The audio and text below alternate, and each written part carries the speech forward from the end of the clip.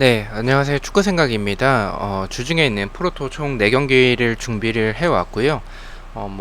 이제 K리그 한 경기도 있고, 그리고 골드컵 2경기, 그리고 한국 올림픽 대표가 평가전이 있어서, 그것까지 포함을 했습니다. 자, 일단은 유로가 이탈리아가 우승을 했죠. 일단은 개막하기 전에 베팅을 했었기 때문에, 배당이 가장 높을 때 이제 베팅을 했었습니다. 그래서 저는 이탈리아와 프랑스가 우승 후보라고 생각을 해서 이 두 팀을 베팅을 했는데, 이제 프랑스는 조기에 탈락을 했고요. 이탈리아가 우승을 하면서 8.5배당이 적중이 됐습니다. 주말에 있었던 프로토 같은 경우에는 주력과 이제 부주력이 적중이 됐었고요. 3.1배당과 3.3배당이 적중이 됐었습니다.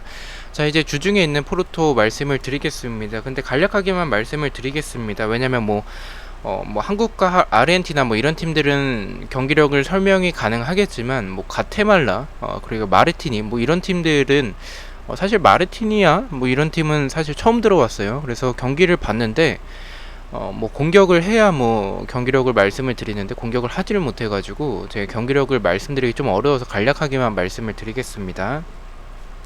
첫 번째 경기입니다. 한국 대 아르헨티나의 경기고요. 일단 배당적인 확률은 승부 쪽을 가리키고 있습니다. 하지만 아르헨티나가 정배당을 받았죠. 일단 저도 한국이 이기기에는 좀 어렵다라고 생각을 합니다. 한국에서 하는 경기라고 할지라도 홈 어드밴티지가 없겠죠. 무관중일 테니.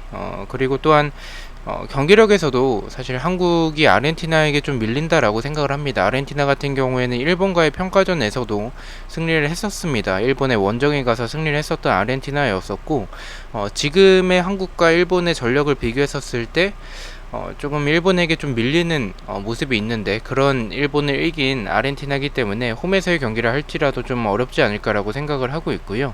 아르헨티나가 일단 경기력에서는 침투하는 모습들이나 이제 역습에서의 좋은 모습들을 보여주고 있고, 전방에서의 패스 플레이도 좋습니다. 수비적인 모습에서는 측면에서의 크로스가 좀 불안한 부분과 중앙 공간이 있긴 한데, 일단 키퍼가 레데스마 키퍼입니다. 이제 작년 지난 시즌이요. 지난 시즌에 라리가를 보셨던 보신 분들은 아시겠지만, 카디스라는 팀에서 뛰었었던 선수고요. 굉장히 선방 능력이 좋습니다. 와일드카드로 이제 차출이 됐습니다. 그래서 지금의 한국의 선수진이 이 아르헨티나의 레데스마 키퍼를 뚫어낼 수 있을까라는 부분에 있어서는 좀 의문이 들고요. 그래서 저는 한국이 아르헨티나 상대로 득점하긴 좀 어렵다라고 생각을 하고 있고, 아르헨티나가 득점을 하게 되면 무난하게 이기는 결과가 나올 것 같지만, 득점을 하지 못하게 된다면 이 경기는 무승부로 끝날 가능성이 크다라고 생각을 합니다. 저는 그래도 한국이 홈에서의 경기고, 객관적으로 봤을 때는 아르헨티나가 이길 가능성이 높겠지만, 조금 애국심을 조금 보태서 애국배스로 좀 이변이 나왔으면 하는 그런 마음으로 무승부로 가져가 보도록 하겠습니다. 추천드리지는 않고요. 가신다면 사실 한국의 패를 더 추천을 드리고 싶습니다. 언어버 같은 경우에는 언더 쪽으로 말씀을 드리겠습니다. 말씀드렸듯이 아르헨티나의 레데스마 키퍼를 한국이 뚫어내긴 좀 어렵다라고 생각을 하고 있고, 결국엔 아르헨티나가 득점을 하냐 못하냐 이것에 따라서 결과가 나눠질 것으로 생각을 하고 있습니다. 득점이 적게 나오는 언더 쪽으로 말씀을 드리고요. 핸디캡 같은 경우에는 제가 무승부로 이변을 보고 있기 때문에 한국의 핸디캡 승을 말씀을 드리도록 하겠습니다. 자, 이번 경기입니다. 서울대 인천 유나이티드의 경기고요. 상대 전적은 비슷한 모습을 보여주고 있고, 배당에서의 확률은 국내에서 무패 쪽, 해외 배당에서 승과 패 쪽을 가리키고 있습니다. 이 경기 서울이 정배당을 받았고요. 이적 시장에서 서울 같은 경우에는 지동원과 가브리엘, 그리고 체프만을 영입을 했죠. 김진야와 고강민은 출전이 어려워 보이고요. 김진야는 올림픽 때문에 출전이 어렵고, 고강민은 이제 부상이죠. 지금 체프만 선수가 영입이 됐지만 자가격리 때문에 아직 팀 훈련을 하지 않고 있다라고 합니다. 결국에는 지동원과 가브리엘의 출전 여부가 좀 중요해 보이는 그런 상황인데, 아마도 출전하지 않을까라고 생각을 하고 있습니다. 교체로라도. 그리고 인천 같은 경우에는 강민수와 김창수, 그리고 정혁 선수를 영입을 했죠. 베테랑 선수들을 영입을 했고, 김현수가 이제 결장 예정입니다. 자, 인천은 최근에 수비가 굉장히 좋죠. 여기에서 경험이 많은 강민수, 그리고 우측에서의 좋은 모습을 보여줄 수 있는 김창수를 영입을 했죠. 김창수 같은 경우에는 결국엔 김창수가 우측 사이드백으로 나온다면 오재석 선수가 다시 왼쪽으로 갈 수 있는 그런 확률도 생긴다라고 생각을 하고 있고요. 그리고 이 문지한의 결국에는 그런 공백들을 정혁 선수가 잘 메꿔줄 수 있다라고 생각을 하고 있습니다. 두 팀 다 이적 시장에서의 나쁘진 않았다라고 생각을 합니다. 사실 서울은 수비에 좀 영입이 있었어야 됐을 것 같은데 그 부분은 좀 아쉽지만, 그래도 이 서울의 고질적인 문제였던 전방의 마무리가 아쉬웠던 부분들, 이 부분은 이제 가브리엘과 지동원이 영입이 됐기 때문에 저는 어느 정도 해소가 가능하다라고 생각을 하고 있습니다. 만약에 이적 시장 전에 인천과의 경기였다면 저는 무승부에 조금 더 가깝다라고 생각을 했겠지만, 이 이적해온 선수들이 가브리엘도 그렇고 지동원도 뭐 사실 경기에서 많이 나오진 못했었지만 그래도 굉장히 좋은 이 역할을 해줄 수 있는 선수라고 합니다. 아마도 좌측 윙으로 나오지 않을까라고 생각을 하는데, 뭐 투톱으로 나올 수도 있겠고요. 어쨌든 지금의 서울의 전력은 한층 업그레이드가 됐다라고 생각을 하고 있고, 인천이 수비적으로 좋은 모습들 그리고 좋은 선수들을 영입을 했지만 지금의 서울의 모습, 영입된 선수들을 봤었을 때 저는 서울이 오랜만에 경기를 했을 때 이길 가능성이 높다라고 생각을 합니다. 승을 바라보고 있고요.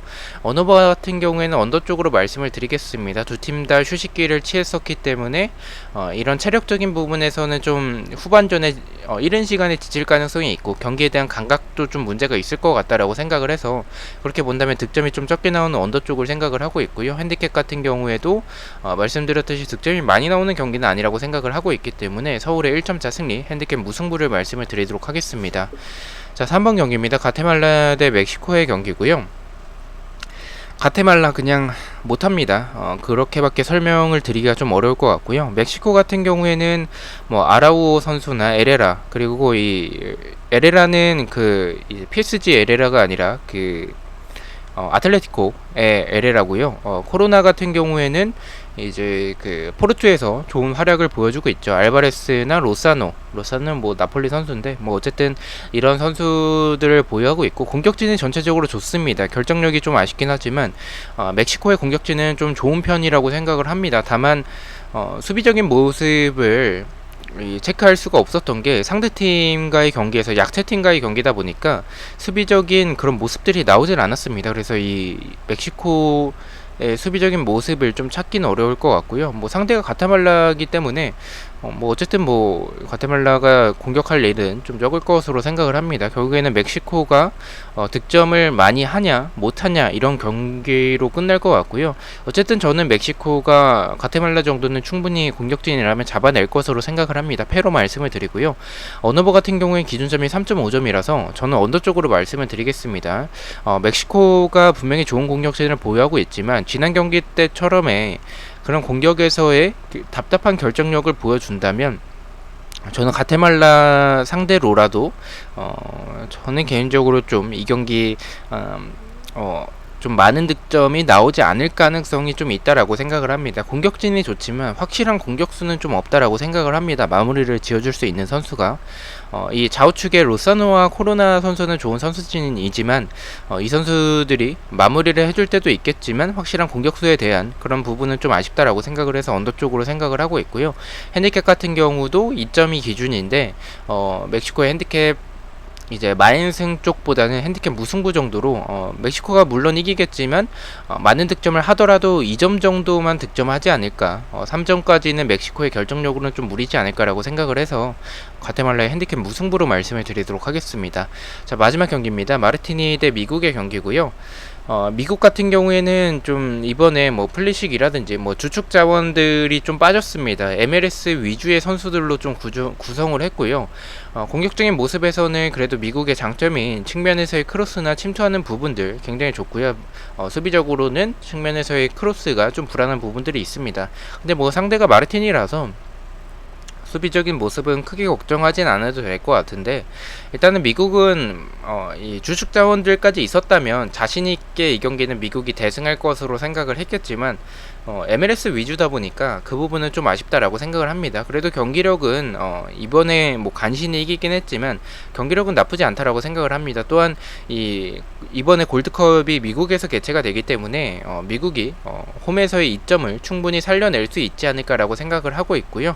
그렇게 본다면 저는 이 경기는 일단은 마르티니의 패를 바라보고 있고, 언어버 같은 경우에 이 경기도 3.5점이 기준점이라서 저는 좀 미국이 그래도 마르티니 정도는 대승을 하지 않을까라고 생각을 합니다.